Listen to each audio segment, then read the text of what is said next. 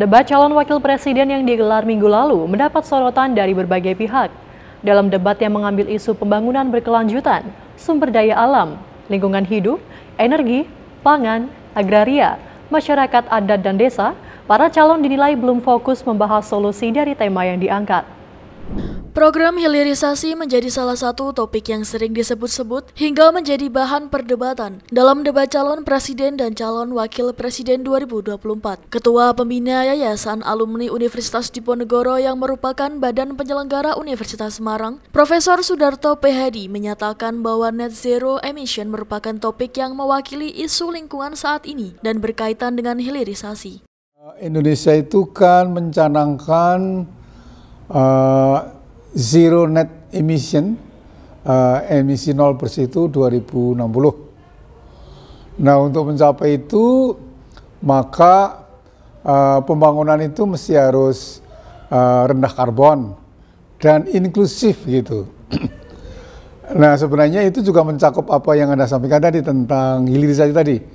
Jadi kita harus melakukan itu, sementara ini kita itu masih banyak melakukan pembangunan yang sifatnya ekonomi ekstraktif gitu. Nah, itu sebenarnya berkaitan dengan hilirisasi. Kita tahu bahwa hilirisasi di Konawe, Morowali, dan Maluku itu kan di satu sisi memberikan kontribusi pada ekonomi lokal, regional, dan nasional cukup signifikan. Tetapi tidak selaras dengan pengentasan kemiskinan gitu. Jadi 3 daerah itu penghasil sumber daya alam yang kaya, kemiskinannya masih di atas angka rata-rata nasional, di atas 9%, 12%, 15% gitu. Artinya masih belum inklusif gitu. Yang kedua justru banyak menimbulkan masalah lingkungan begitu. Jadi lahan di mana penduduk itu menggantungkan hidup, kemudian laut itu tercemar gitu, sehingga mengganggu mata pencaharian mereka. Nah, itu semua sebenarnya adalah pertanyaan yang nomor satu tadi. Jadi kita punya target net zero emission 2060, kita harus pembangunan yang inklusif rendah karbon, tetapi praktek kita masih tidak inklusif, tidak memperhatikan atau kurang memperhatikan daya dukung lingkungan, daya tampung lingkungan begitu. Dalam debat calon wakil presiden kedua yang berlangsung pada Minggu malam kemarin, mengambil isu pembangunan berkelanjutan, sumber daya alam, lingkungan hidup, energi, pangan, agraria, masyarakat adat dan desa, Sudarto menilai bahwa para calon wakil presiden belum secara fokus membahas solusi dari permasalahan lingkungan yang ada. Jadi tadi tentang iklim.